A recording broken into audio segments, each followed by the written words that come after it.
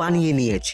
এবার দেখ না কিভাবে ওই লোকজনকে নাকানি চোপানি খাওয়াই। হ্যাঁ, আমাদের দল মানে তো ওই সবেদন নীলমণি পেঁচো ডাকাত, ওর উপরে আমার কোনো ভরসাই নেই। আরে বিশ্বাস আর ভরসা এই দুটোই তো আমাদের কাছে আছে নাকি? শোন, আমি পেঁচোকে একটা কাজে পাঠিয়েছি। যদি পেঁচো এই কাজটা করতে পারে তাহলে আমাদের রোজগারও হবে, প্রতিশোধ নেওয়াও হবে। আরে কোথায় পাঠিয়েছি সেটা বলবি তো? মন্ত্রী মশাইয়ের বাড়ি।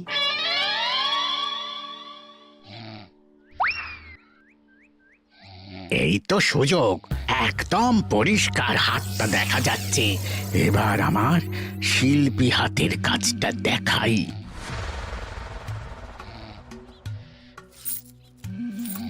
চোর চোর চোর চোর! কোথায় কোথায় চোর? আমার গলার হার টেনে নিয়ে পালালো। এই তো কদিন আগে গড়িয়ে দিলাম। যাও না, গিয়ে চোরকে ধরো। ওই তো দেখা যাচ্ছে। এই বেটা দাঁড়া বলছি, হাতে পেলে না পিঠ গরম করে ছেড়ে দেবো। হাতে এলে তো এই এই এই বেটা দাঁড়া বলছি। এই বেটা দাঁড়া বলছি, দাঁড়া দাঁড়া দাঁড়া বলছি।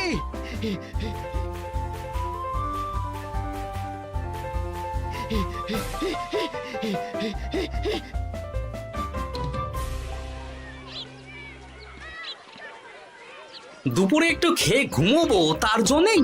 দাদু খেলতে চলো খেলতে চলো। কি দাদু, প্রস্তুত তো? হ্যাঁ হ্যাঁ, প্রস্তুত প্রস্তুত।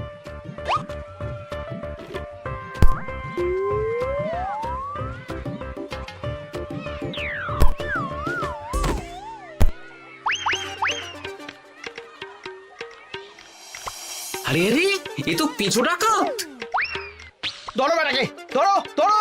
আমার গিন্নির গয়না চুরি করে পালাচ্ছিল, ওর ট্যাকেই পাওয়া যাবে। ধরো। এটা মন্ত্রী মশাই, হ্যাঁ এটা। চোর ধরা পড়েছে, এটাই বড় কথা। শুনুন, এখন একে রাজবাড়ি নিয়ে যাই, কাল এর বিচার হবে।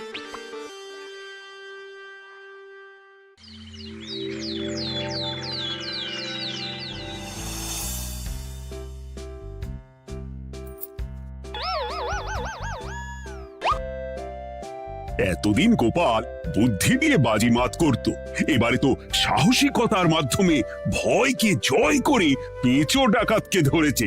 মানছি যে গোপাল আমার গিন্নির হার ফিরিয়ে দিয়েছে। বল মেরে ডাকাত চোর আমিও ধরতে পারি, এটা এমন কোনো সাহসের কাজই না। ঠিক আছে গোপাল, তুমি কিছু বলতে চাও?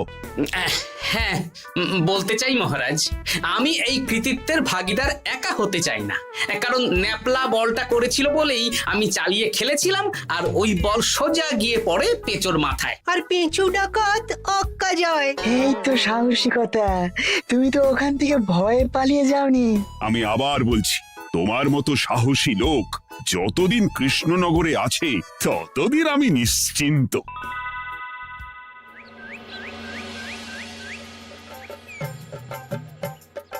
বলি সারাদিন আমি সংসার ঠেলছি আর আরেকজন খাচ্ছে যাচ্ছে ঘুরে বেড়াচ্ছে। গিন্নি, তুমি কি আমার কথা বলছো? আমি আর কার কথা বলতে পারি শুনি? না, আমি ছাড়া তোমার আর কেউ নেই, তুমি ছাড়া আমারও আর কেউ নেই। এই নাও সখী, শুধু তোমার জন্য।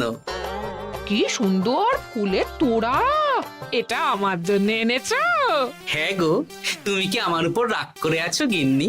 তাহলে বলো, অন্য কাউকে দেব? এই এই এই, আমি ছাড়া আর কাকে তুমি ফুলের তোড়া দেবে শুনি? না, ভাবলাম তুমি হয়তো রাগ করে আছো। না না না না, ও কিছু না। এই তো বাইরে গরম না, এই তুমি বসো বসো, আমি শরবত করে দিচ্ছি।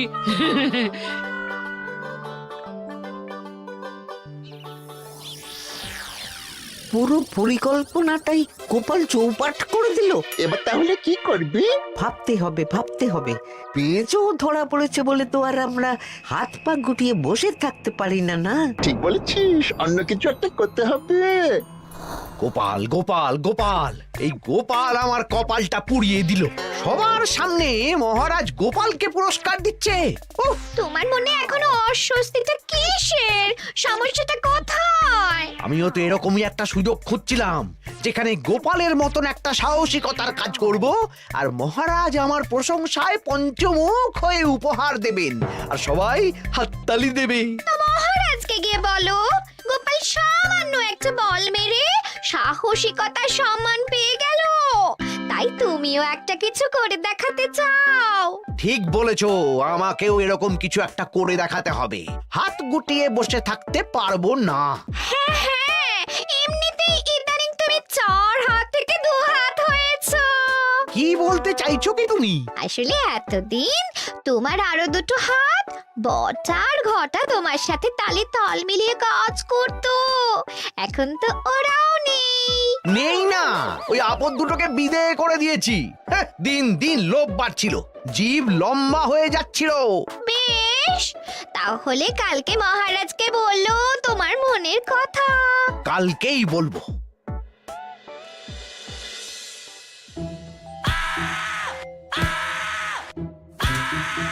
বল, তোকে কে পাঠিয়েছে বল? তোর এত বড় সাহস, তুই মন্ত্রী মশাইয়ের বাড়িতে দিনে দুপুরে চুরি করিস? বল। বলছি আমাকে ঘটাদা পাঠিয়েছিল। মন্ত্রী মশাইয়ের দল থেকে বেরিয়ে বটাদা আর ঘটাদা একটা নতুন দল খুলেছে, আমি ওই দলে যোগদান করেছি। আচ্ছা, এই ব্যাপার। বেটাদের একবার হাতে পাই।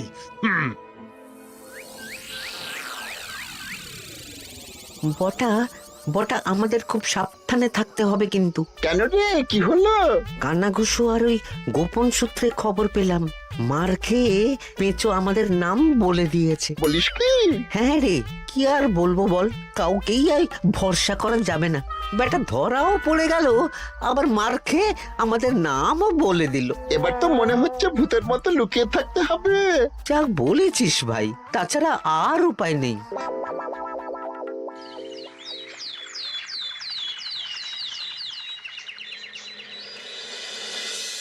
মহারাজ, আজ আমি সুবিচার চাই মহারাজ। কেন মন্ত্রী মশাই, আপনার উপরে আবার অবিচার কখন হলো? হ্যাঁ মন্ত্রী, তুমি কি সুবিচার চাইছো বলো? আমাকে সাহসিকতা দেখানোর সুযোগ দিলে আমিও গোপালের মতন ওরকম ঢের ঢের উপহার আনতাম। আচ্ছা, সুযোগ কি বলে কয়ে আসে? সেসব আমি জানি না।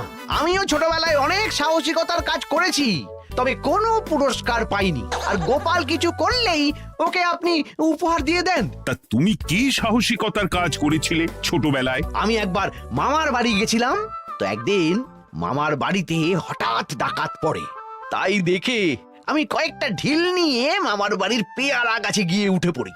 তারপর যখন ডাকাতের দল ডাকাতি করে বাড়ি থেকে মালপত্র নিয়ে বেরোচ্ছে, আমি আক্রমণ করি। দুম দাম দুম দাম দুম, ব্যাস, ডাকাত ধরা পড়লো। বেশ ভালো তো। হ্যাঁ, কিন্তু সেদিন কোনো উপহার বা সাহসিকতার পুরস্কার পাইনি। পুরস্কার দিতে হলে আমাকেও দিতে হবে, কারণ আমি প্রথম পেঁচো ডাকাতকে ধাওয়া করেছিলাম। যদি না উপহার পাই তাহলে আমি ঝামেলা করব। কিন্তু হঠাৎ করে কোনো কৃতিত্ব ছাড়া তো আর কাউকে সাহসিকতার পুরস্কার দেওয়া যায় না।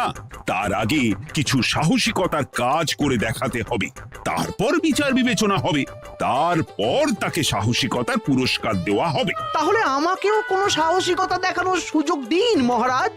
মন্ত্রী মশাই শুধু একা সুযোগ পাবেন কেন, আমিও দেখিয়ে দিতে চাই আমি কতটা সাহসী বাহাদুর মানুষ।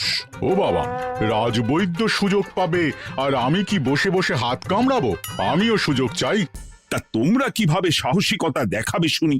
দেখুন মহারাজ, মানুষ সাধারণত কয়েকটা ব্যাপারে ভীতু, যেমন হিংস্র জন্তু জানোয়ার, সশস্ত্র ডাকাতকে ভয় পায়, আর আর আর ভূতের ভয়। হ্যাঁ, আমার তো মনে হয় সাহসিকতার পরীক্ষা করার জন্য এই তিনটের মধ্যে যে কোনো একটার সাথে মোকাবিলা করতে পারলেই বোঝা যাবে কে কত সাহসী। এটা তোমরা ঠিক বলেছো, কিন্তু ব্যাপারটা হলো জঙ্গলের পশুরা জঙ্গলে যেমন আছে থাকুক, ওদের নিয়ে নাড়াঘাটা করার দরকার নেই। ডাকাত তো গোপাল ধরেছে, এখন পড়ে থাকলো ভূত। মহারাজ, আপনি তাহলে ওই ভূতুড়ে বাড়ি খুঁজুন, তারপর সবাইকে ভূত ধরে আনতে বলুন। দেখি মন্ত্রীর আবদার মেটানোর জন্য তো তাই করতে হবে।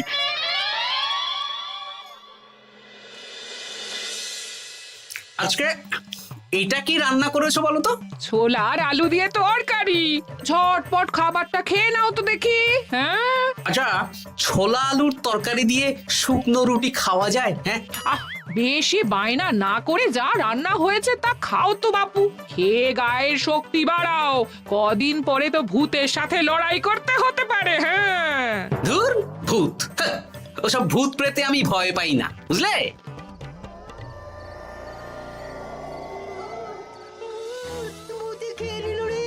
কি ভয়ঙ্কর! মহারাজ বাঁচান, বাঁচান! মহারাজ উপরে পায়চারি করছেন, কোথায় ভূত? আমি মহারাজের সঙ্গে দেখা করতে চাই। আচ্ছা আচ্ছা, উপরে যান।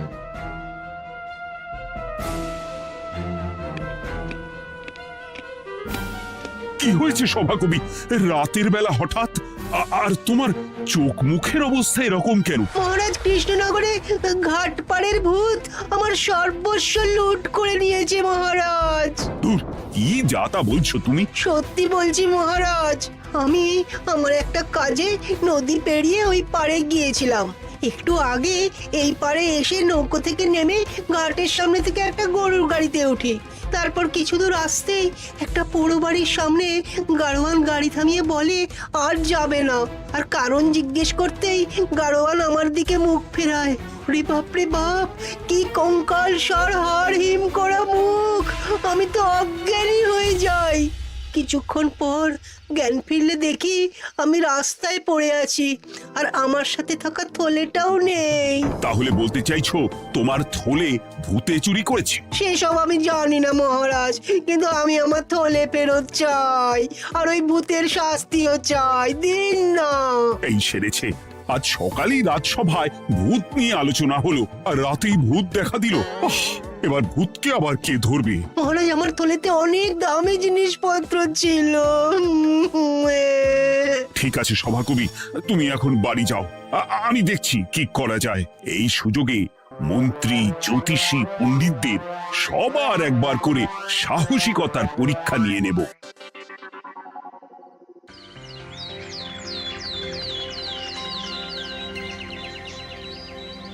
এই তো তোমরা সবাই চলে এসেছো। মহারাজ, আমার মনে হচ্ছে আপনি কোনো কথা বলার জন্য উদ্গ্রীব হয়ে আছেন। গতকাল আমার সব লুট করে নিয়েছে ভূত। কোথায়? কোথায় ভূত? সভাকবি, কোথায় ভূত? মন্ত্রী মশাই, বাড়িতে গিয়ে আয়নার সামনে নিজের মুখটা দেখুন, দেখতে পাবেন। গোপাল, খুব খারাপ হয়ে যাচ্ছে কিন্তু। ওসব খারাপ ভালো পরে হবে। আর মন্ত্রী, বৈদ্য, জ্যোতিষী, তোমরা কালকে বলছিলে না তোমরাও সাহসিকতা দেখানোর সুযোগ চাও? তাই ভূত ধরে দেখাতে পারলেই তোমাদের আমি পুরস্কৃত করব। কিন্তু মহারাজ, ভূত কোথায় পাওয়া যাবে? গতকাল রাতে ঘাট পাড়ি এক গাড়োয়ানের গরুর গাড়িতে চাপতেই তোমরা ভূত দেখতে পাবে। প্রথমে মন্ত্রী, বৈদ্য, জ্যোতিষী, তোমরা চেষ্টা করে দেখো। যদি ভূত ধরতে না পারো তখন গোপাল যাবে, আর যে বা যারা ভূত ধরে আনতে পারবে তাকে বা তাদেরকেই আমি পুরস্কার দেব। আমার কারো সাহায্য লাগবে না মহারাজ, কিন্তু আপনি এত করে যখন বলছেন, না হয় বৈদ্য আর জ্যোতিষীকে নিয়েই যাব। দেখবেন আমরাই ভূত ধরে আনবো। আমরা বীর, আমরা সাহসী। ওসব ভূত ধরা গোপালের কম্য নয়।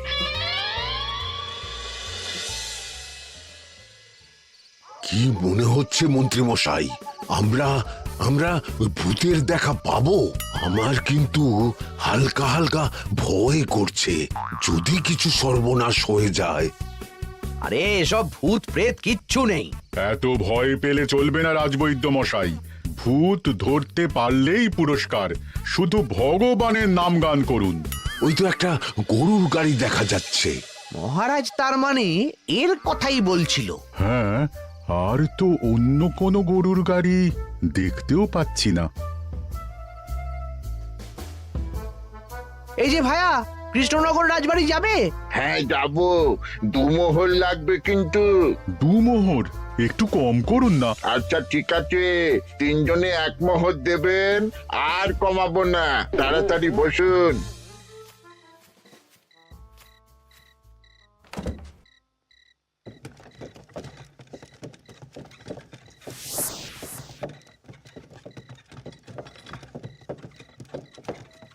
দূর দূর দূর, এতক্ষণ কোনো ভূতই নেই।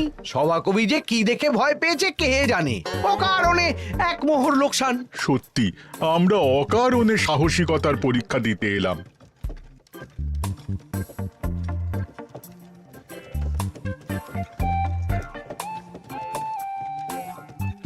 কি এই, এটা কোন রাস্তায় ঢোকাচ্ছ? আরে রাজবাড়ি তো এইদিকে না। এটাই তাড়াতাড়ি যাওয়ার রাস্তা।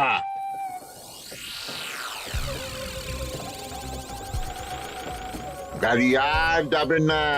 যাবে না মানে? আমরা তো রাজবাড়ি অবধি যাব। হাতের আংটি পয়সা করি যা আছে বের করে ফেল, নইলে এক্ষুনি চিবিয়ে খাবো। ওরে বাবা, ভূত ভূত পালাও। পালিয়ে যাবে কোথায়? আজ তাদের চিবিয়ে খাবো। ও ঠাকুর, বাঁচাও বাঁচাও ভগবান, বাঁচাও।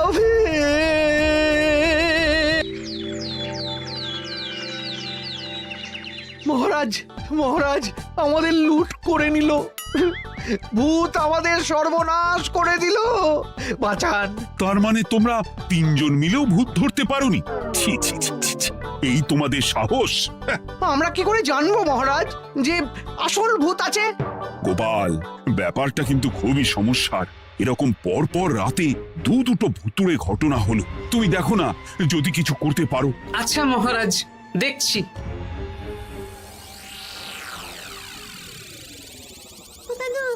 আমার কিন্তু ভয় করছে। শুনলাম কালকে মন্ত্রী মশাইকেও ভূতের তাড়া করেছিলাম। আমার মনে হচ্ছে কিছু একটা রহস্য আছে। সে যাই রহস্য হোক, আজ আমরা এর শেষ দেখে ছাড়বো। হ্যাঁ, তারপর আমাদের যদি ভূতে ধরে? তোরা কোনো চিন্তা করিস না, সব ওষুধ আমি এই থলে করে নিয়ে এসেছি। হয়তো ঘাটের কাছে একটা গরুর গাড়ি দেখা যাচ্ছে। ভাই, দক্ষিণ পাড়া যাবেন? হ্যাঁ যাবো, দুমোহর লাগবে। বেশ, চলো চলো। এত রাতে তো গরুর গাড়ি রাস্তাঘাটে চলে না, তাই বাধ্য হয়ে ঘাটের এদিকে এলাম।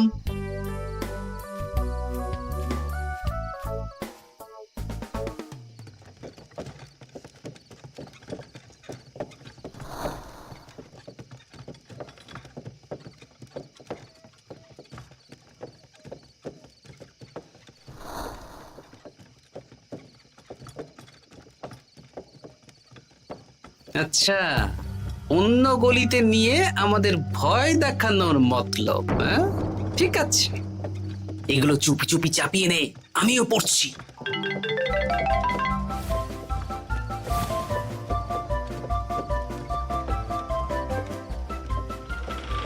আর গাড়ি যাবে না, সাথে যা আছে সব দে, নইলে চিবিয়ে খাবো।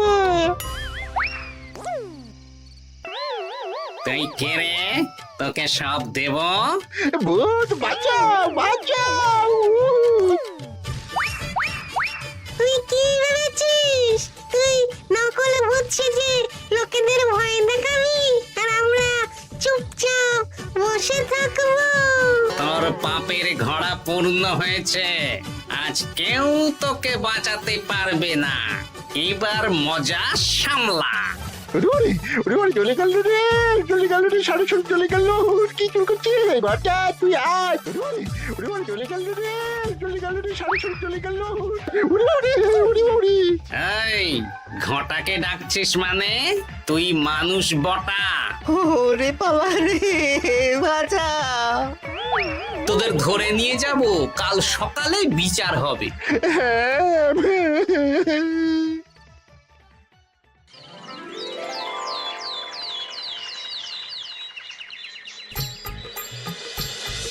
সাবাস গোপাল, তুমি তো কামাল করে দিয়েছো। কিন্তু জ্যান্ত ভূত ধরে এনেছো। আমি তো এদেরকে খুঁজছিলাম। হ্যাঁ, এরাই তো পেঁচোকে পাঠিয়েছিল মন্ত্রী মশাইয়ের বাড়ি চুরি করতে। হ্যাঁ, তার মানে গতকাল বটা। আমি তোদের ছাড়বো না। সত্যি গোপাল, এবারেও তুমি বাজিমাত করে দিলে। আচ্ছা, তুমি একটু ভয় না পেয়ে এদের ধরলে কি করে? যখনই শুনলাম ভূত জিনিসপত্র সোনাদানা লুট করছে, তখনই বুঝতে পারলাম এটা ভূত না, মানুষ। তাই কাঁটা দিয়ে কাঁটা তোলার জন্য আমি আর আমার নাতি নাতনিরা ভূত সেজেই মানুষরূপী ভূতকে জব্দ করলাম। সত্যি গোপাল, তুমি সাহসী বীর পুরুষ। তোমার সাহসের